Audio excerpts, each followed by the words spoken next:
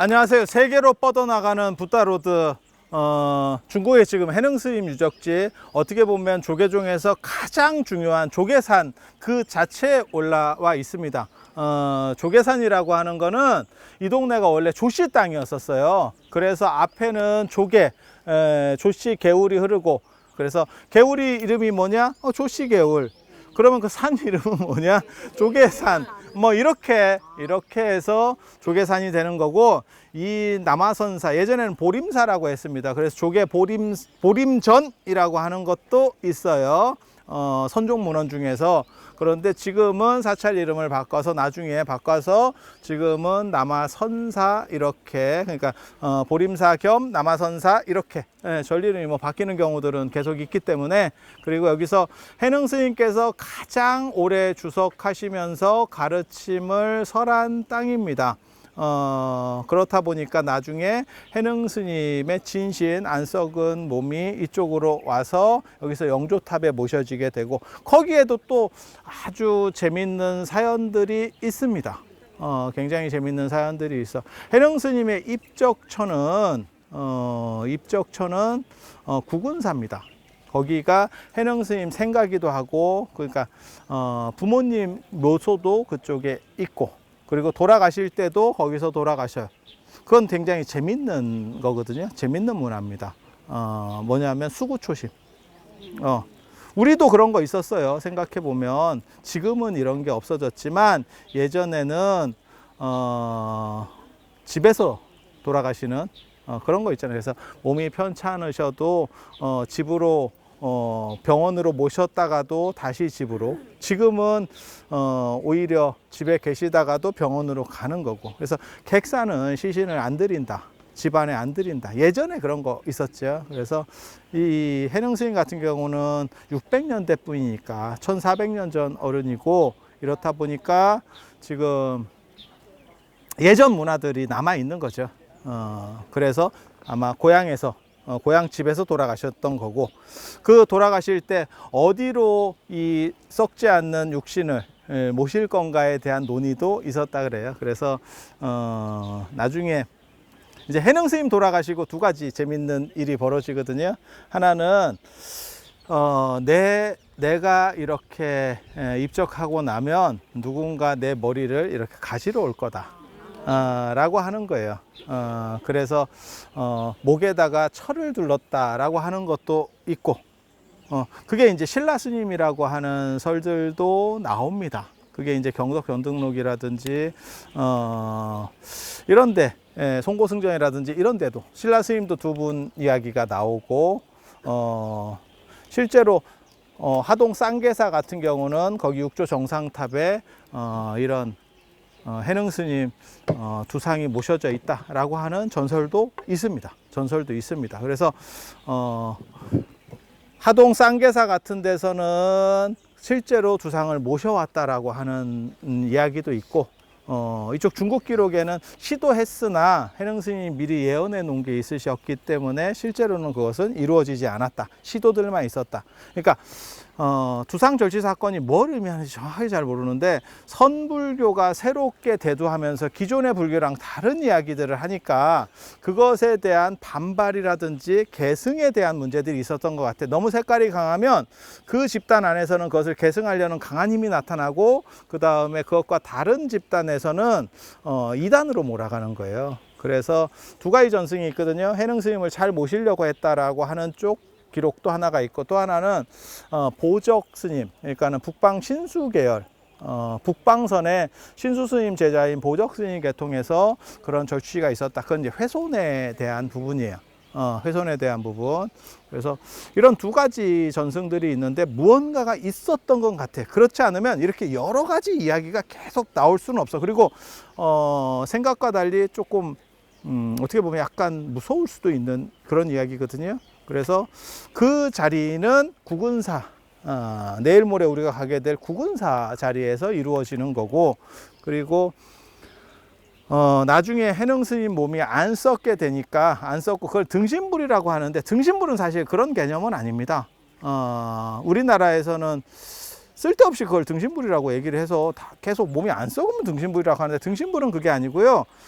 불상을 조성하거나 할 때 내 얼굴 모습하고 생김새를 비슷하게 만들거나, 그런 대표적인 게 낙양 용문석굴의 봉선사 노사나불이라고 알려져 있습니다. 칙천무가 황제가 되기를 발언하고 그 봉선사 노사나불을 조성을 했어요. 그리고 나중에 당신 남편이 황제일 때, 당고종 이치가 황제일 때, 그래서 실제로 황제가 됐고, 중국 500명이 넘는 중국의 황제가 있는데 유일한 여성 황제입니다. 그래서 690년부터 705년까지. 그리고 칙천무는 진짜 정치도 잘했어요. 그때가 당나라 떡상기입니다.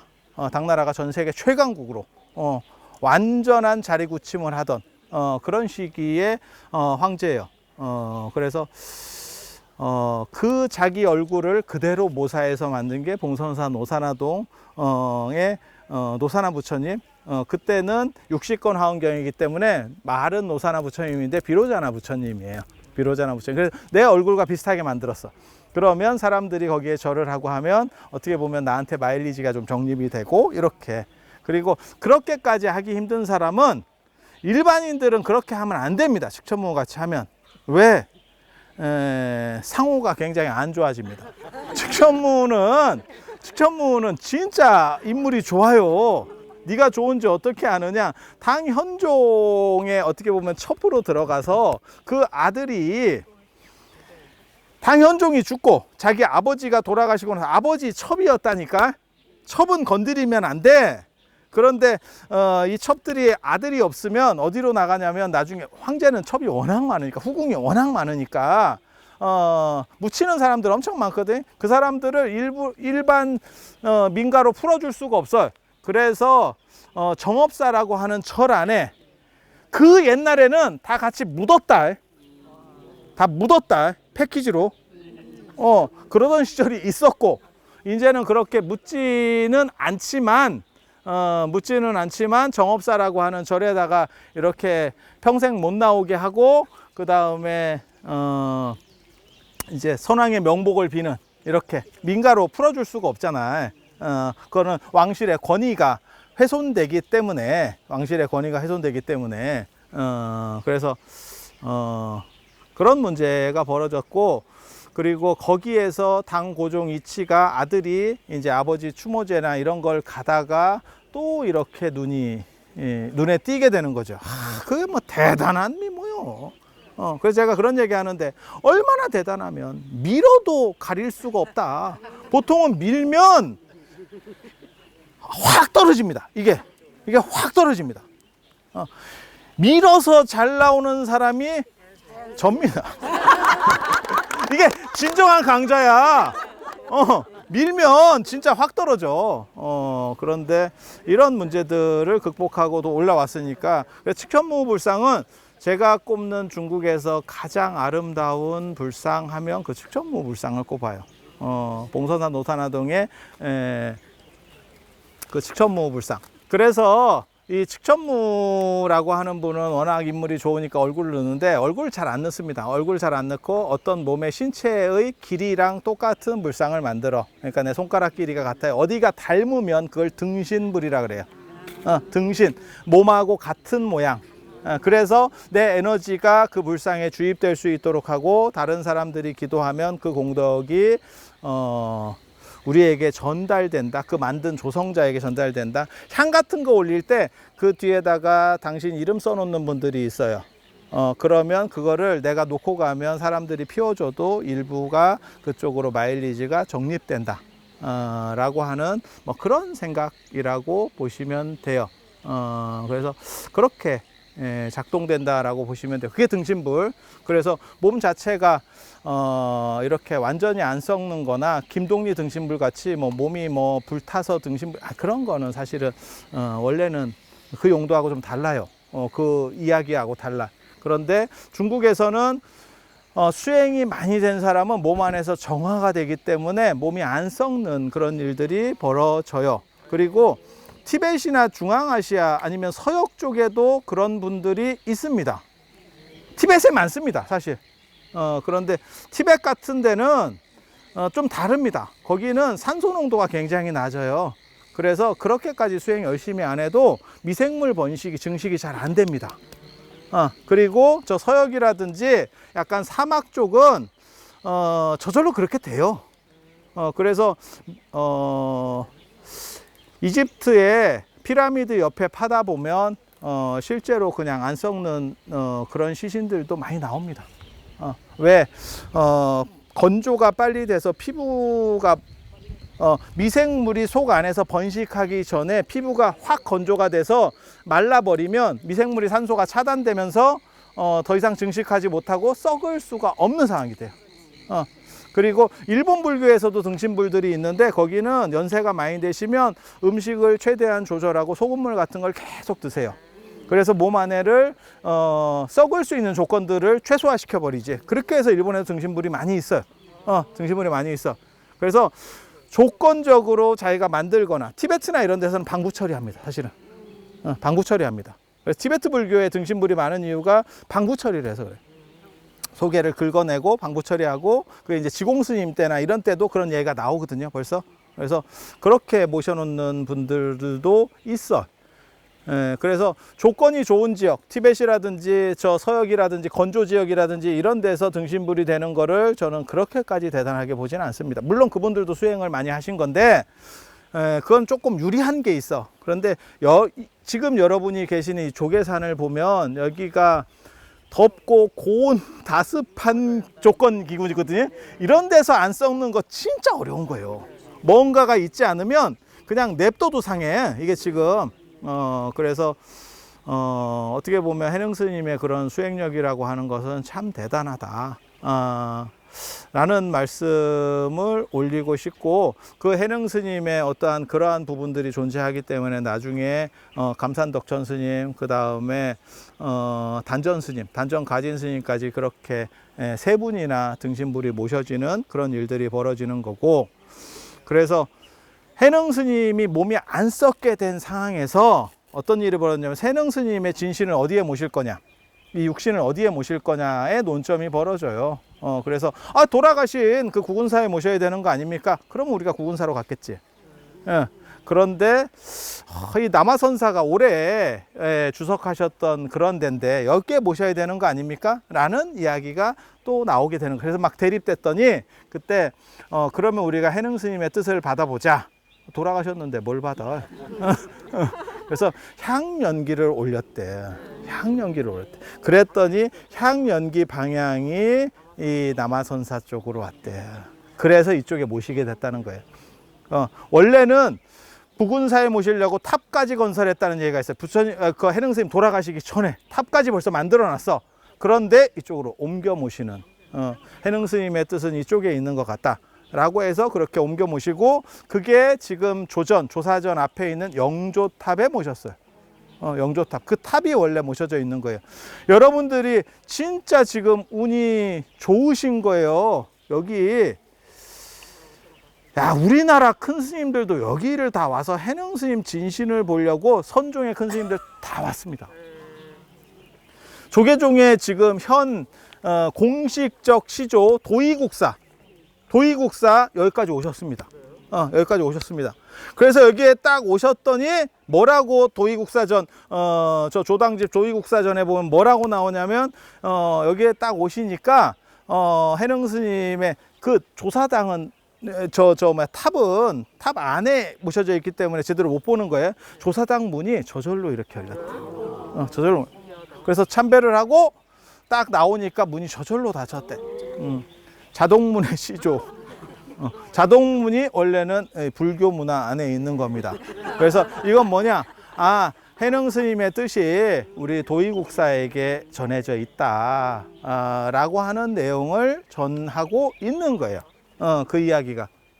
그래서 그때 찾아와서 이렇게 한번 신견한다는 게 엄청나게 어려운 일이에요. 그런데 그거를 지금 여러분들은 쉽게, 그리고 우리도 문이 다 열려 있었잖아. 이렇게 우리는 원래는 거의 바리케이트가 있는데 우리는 공문으로 열었어.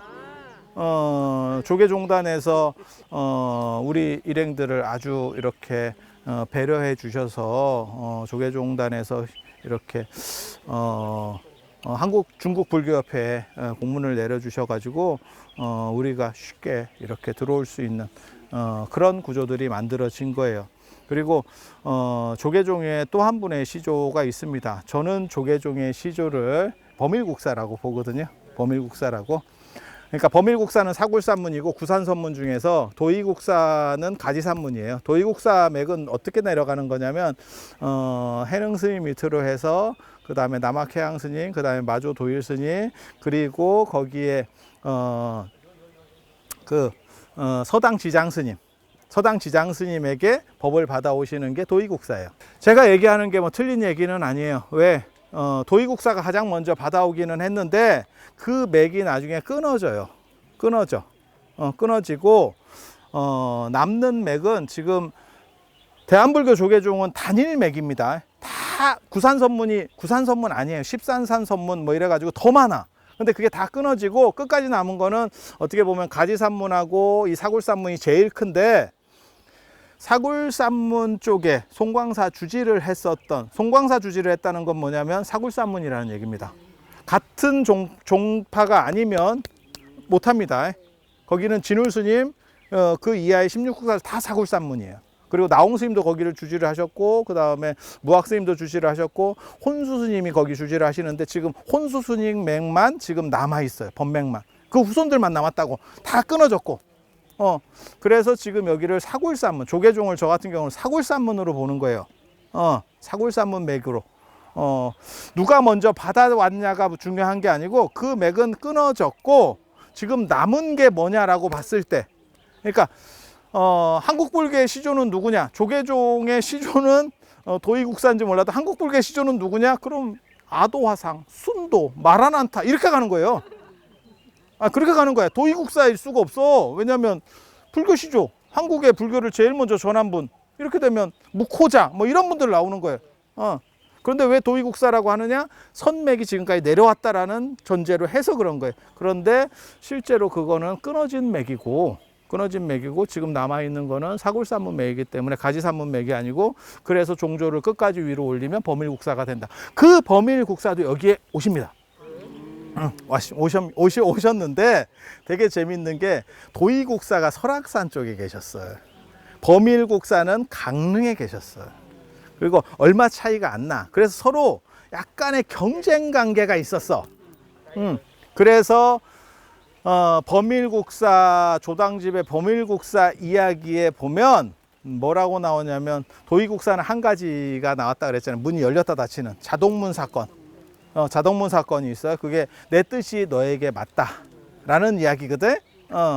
서당 스님 말에 의하면 뭐라고, 서당지장 스님이 도의국사를 극찬해서 이 선의 정수가 다 동쪽으로 흘러간다 이렇게 했을 정도로 도의국사 대단한 분이에요. 아주 대단한 분.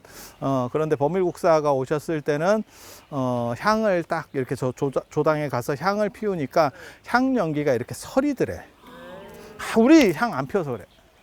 지금 이런 약간 저기압 상황에서 향을 피우면 향이 서릴 확률이 굉장히, 내가 그걸 좀 해보고 싶었는데 거기 너무 향이 하나도 없어서 내가 못했는데, 우리 기도할 때 만약에 다 했으면 이게 그걸 반선이라 하는 거거든요. 이렇게 향연기가 이렇게 서렸다는 뜻이에요. 그래서 내가 네 뜻을 이렇게 우리가 예불 할 때 광명운대 주변 법계도 그게 광명의 이 향연기들이 이렇게 싹 서린다는 뜻이에요. 서린다는 뜻. 그래서 그런 이적이 하나 있었고, 또 학이 날라왔대.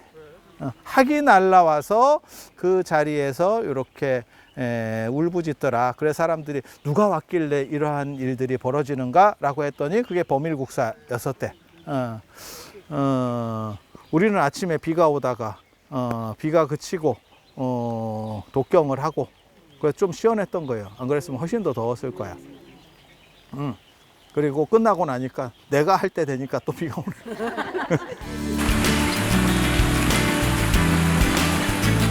자, 여기 조계상과 관련한 이야기 조금 더 이어서 해드릴 수 있도록 할게요. 그래서 한국에서도 큰 스님들, 예전에 그렇게 대단한 스님들도 다 와서 참배하고 싶었던 조계종의 최고 성지 거기가 바로 지금 여러분들이 계시는 이 남아선사입니다. 그리고 이 남아선사 큰 스님 앞에서 해능 스님 진신 앞에서 저도 설 수 있다는 게 너무너무 가슴 뛰고 영광스러운 일이에요. 그런데 해능 스님과 관련된 철학 이야기 잠깐만 해드릴 수 있도록 그렇게 할게요. 해능 스님의 철학에 있어서 가장 핵심적인 거는 유심주의입니다. 유심주의. 그러니까는 우리 속담에 그런 게 있어요. 자라보고 놀란 가슴 소뚜껑 보고 놀란다. 자라보고 놀란 가슴 소뚜껑 보고 놀란다. 그러니까 자라를 보고 식업을 한 사람이 소뚜껑 유사한 것들을 보고 놀랄 수 있다. 그거 요즘으로 말하면 트라우마지. 요즘으로 말하면 트라우마. 그런데 한 번만 더 생각해 보면 그 소뚜껑을 자라로 보고 놀랐어. 하지만 다시 재확인하니까 그건 소뚜껑이야 라고 했을 때 공포심은 없어져. 그런데 소뚜껑만 보고 놀라서 도망간 사람이 있어. 그리고 다시 되돌아오지 않았어. 그 사람에게 그것은 소뚜껑이냐 자라이냐의 문제가 있어요. 그리고 그와 비슷한 비유로 유식에서 제일 많이 나오는 게 흑장미에 대한 비유입니다. 흑장미에 대한 비유. 빨간 장미인데 해가 져서 까만색으로 보이는 거예요. 장미 형태는 보이는데 까만색으로 보이는 거예요. 그 사람이 인식하는 것은 까만 장미냐 빨간 장미냐에 대한 문제예요. 자, 그래서 흑장미에 대한 이야기가 있어요. 언뜻 보기에는 그것은 빨간 장미 아닙니까? 라고 할지 모르지만 실제로 그 사람이 거기까지만 인식하고 다시 확인하지 못한다면 그 사람에게 흑장미일 수도 있다는 거예요. 그러니까 현상 자체가 의미가 있는 거냐, 실제가 의미가 있는 거냐, 내가 인식하는 것이 의미가 있는 거냐. 그래서 그걸 이제 인식론이라고도 하고, 그것을 조금만 조절할 수 있으면, 내가 마음을 좀씩만 바꿀 수만 있으면, 거기서 생각의 가치가 변화한다, 관점이 바뀐다라고 하는 게 어떻게 보면 해능 스님께서 주장하시던 거예요. 그래서 인식론적으로 약간씩 바꿔가고 그걸 유심적으로 재해석하고, 그리고 그 과정에서 내 안에 있는 불성, 본마음, 본성을 완전한 본성을 확인할 수만 있다면 그것이 곧 깨달음이다. 그게 어떻게 보면 해능 스님 가르침의 종지예요. 그리고 이러한 식의 흐름들, 이건 이제 화엄에서도 나타나는 얘기인데, 이러한 식의 이야기들 때문에 끊임없이 동아시아는 이런 얘기를 했어. 네가 다 진운의 안경인데 네가 지금 가지고 있는 가치가 훨씬 더 좋은 가치라고 생각을 해라. 굳이 이건 진짜 재밌는 건데, 삼각김밥 3개를 먹더라도 35만 원짜리 오마카세를 먹은 것 같은 생각을 가지고 살면 행복할 수 있다. 이런 식으로 이야기들을 많이 했어요. 근데 이게 이제 최대 단점이 해능 스님의 문제가 아니고 그것을 어떻게 발전시킬까에 대한 문제였는데, 그것에서 못 벗어나기 때문에 동아시아가 나중에 몰락하게 되는 거거든요. 그런데 이런 이야기는 사실 절에서 되게 많이 들어요. 네가 지금 가지고 있는 가치 자체가 귀한 거지. 그러니까는 라면밖에 나는 못 먹어. 그러니까 나는 불행하고 힘든 거야. 하지만 그것을 35만 원짜리 오마카세처럼 생각을 해봐. 그러면 훨씬 더 괜찮잖아. 네 마음을 바꿈으로써 그것은 1,500원짜리 라면이 아니고 굉장히 좋은 게 될 수도 있어. 거기에 동의를 하시면 여러분들이 복고풍인 겁니다. 그러면 저 당나라식 사고를 넘어서지 못하는 거예요. 지금도 그런 식으로 얘기하는 분들 굉장히 많아요. 그런데 한 번만 더 생각해봐. 거꾸로도 가능한 거야. 내가 오마카세를 먹어. 나는 좋은 거를 다 해. 하지만 그 정신을 나는 라면으로 생각하면서 할 수도 있어. 나는 집착 없이 그렇게 가는 거야. 그게 진정 최강자입니다. 그게 진정. 왜? 라면만 먹고 그렇게 하면 지질이 궁상으로 갑니다. 이게 지질이 궁상으로 가면서 더 이상 변화, 발전하지 못하고 털어져 가요. 그런데 불교는 사실 그런 게 아니에요. 마치 벌이 꽃에서 꿀을 취하고 수분을 해서 그 꽃에게 유리함을 주듯이, 그러니까 자기도 이익되고 남도 이익된 거야. 그런 식으로 가는 거지, 생각을 바꿔서 나를 최소화시켜 나가는 게 아니에요. 그게 일반 절들에서, 그러니까 동아시아가 범한 오류 중에서 제일 큰 오류야. 근데 그거는 화엄종이나 해능스님의 문제는 아니에요. 그분들은 그 단계에서 그걸 제시해야 됐고, 이거를 물질과 결합시켜서 나갈 수 있었으면 동아시아가 계속 발전했어요. 그런데 물질을 유리시키고, 그러니까 딱 이런 거지. 여러분들은 제 얘기를 듣기 전에는 그냥 일개 한 사람의 보살이었습니다. 그런데 제가 여러분들을 봐주고 그 다음에 여러분들에게 이야기를 하고 여러분들이 그것을 듣는 순간 여러분은 모두 다 완전한 붓다가 됐습니다. 이게 인식론이야. 이게 인식론. 내가 보지 않은 꽃은 의미가 없어. 내가 보는 순간 그 의미점이 됐어. 라고 하는 거야. 그런데 그 역도 가능하다니까. 늘상 얘기하지만 이게 가능하면 왜 우리는 낮은 가치로만 맞춰야 되느냐? 높은 가치로 맞춰.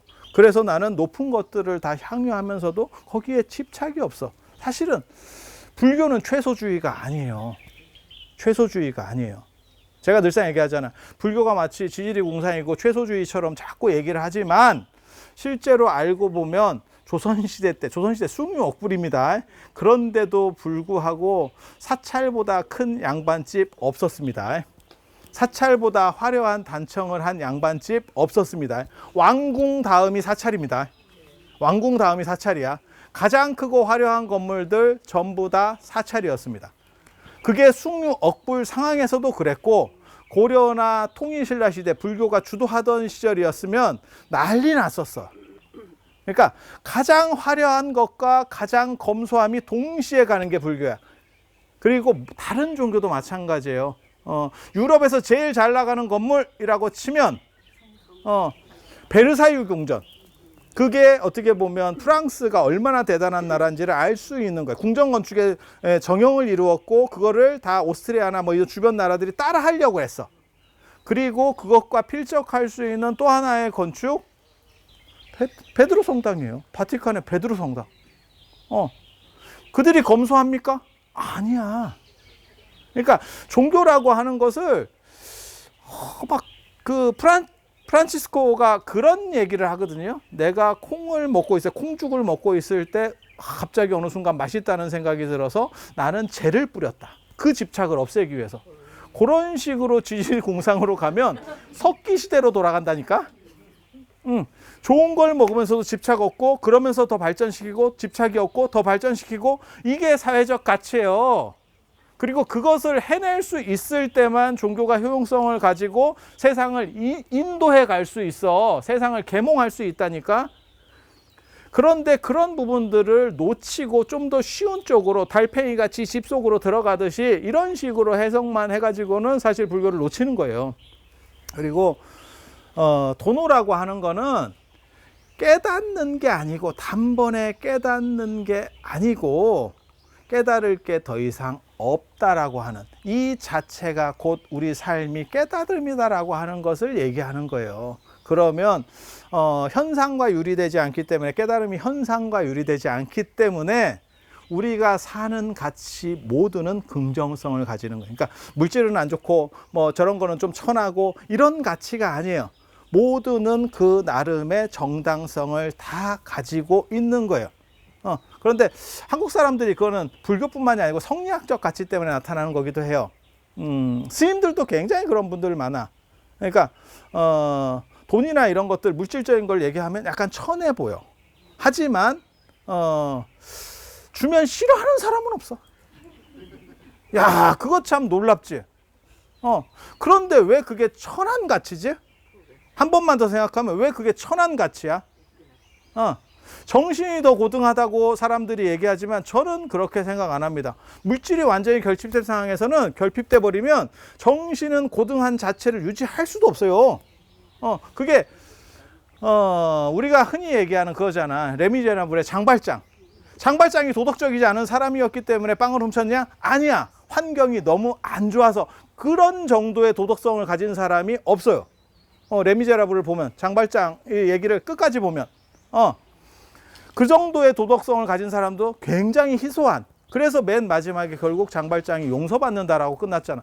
말 같지도 않은 스토리 전개예요. 훔친 건 훔친 거고 탈옥은 탈옥이야. 뭔 소리야. 그 사람이 윤리적이라 그래서 그게 죄가 없어지는 건 아니야. 그건 그거고 저건 저거야. 그러니까 그 사람은 윤리적인 사람이고 괜찮은 사람이야. 하지만 범죄는 범죄야. 이렇게 가야 되는 거예요. 원래는. 그런데 그거는 작가가 좀 이상한 소리들을 하고 있는 거야. 그런데 거기에서 나타나는 현상은 무엇이냐? 그건 물질이 너무 결핍돼서. 맹자식으로 얘기하면 너무 가난하면 예의 염치를 잃어버린대. 궁핍 상태가 되면 창피한 게 없다는 거지. 여러분도 그런 거 있었잖아. 여러분 어렸을 때 땅에 떨어진 거 주워 먹으면서 그걸 창피하다고 생각했느냐.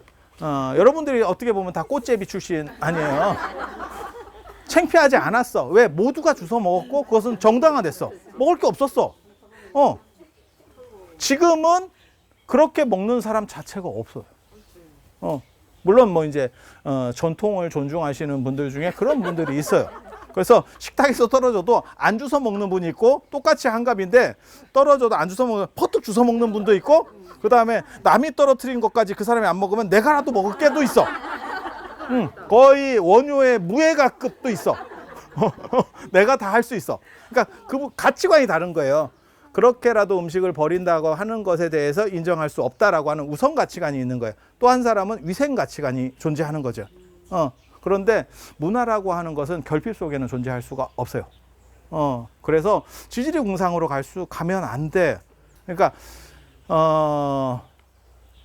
인식론이라든지 유심주의가 말하는 것도 사실은 물질과 위배되는 게 아니에요. 그런데 동아시아 사람들은 그런 식으로 해석했기 때문에 물질 발전을 저해하는 상황이 연출된 거야. 이게 지금 굉장한 단점이거든요. 그러니까 물질이 가면서 정신이 갈 수 있느냐? 갈 수 있습니다.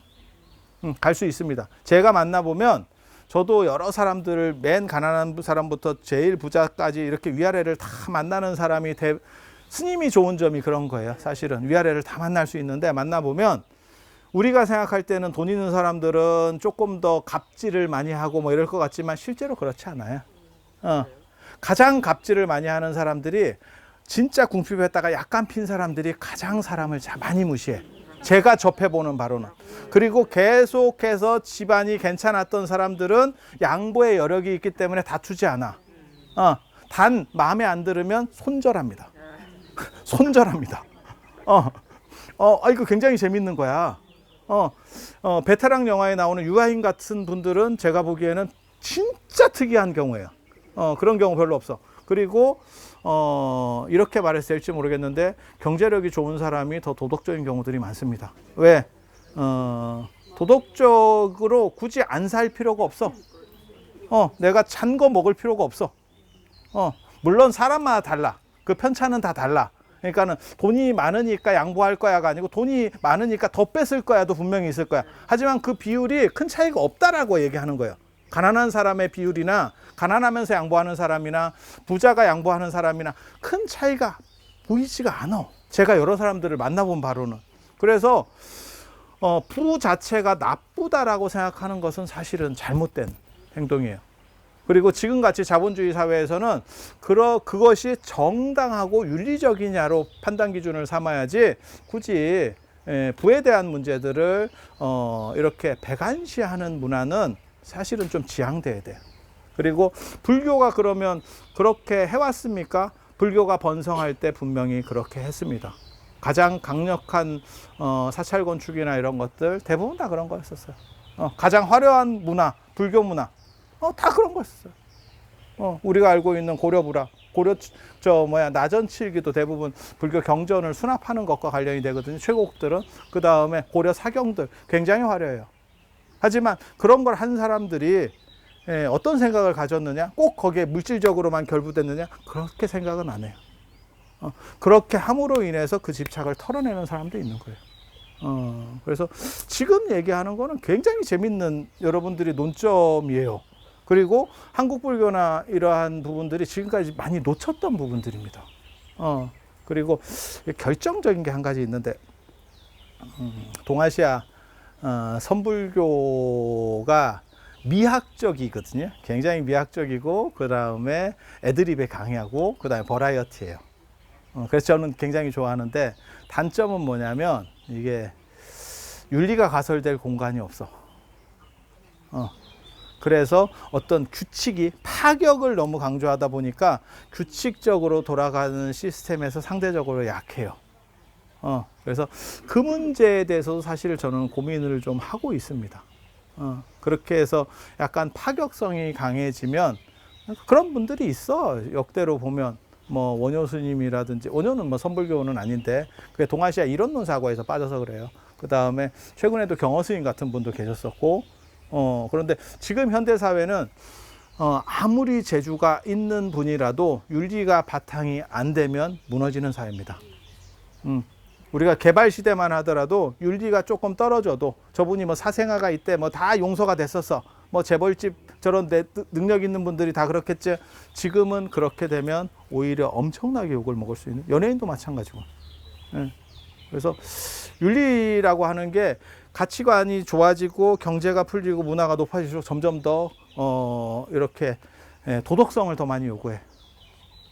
그리고 자본은 불교식으로는 제가 보기에는 정당화될 수 있고, 저는 그게 부처님의 올바른 생각 중에 하나였다고 생각해요.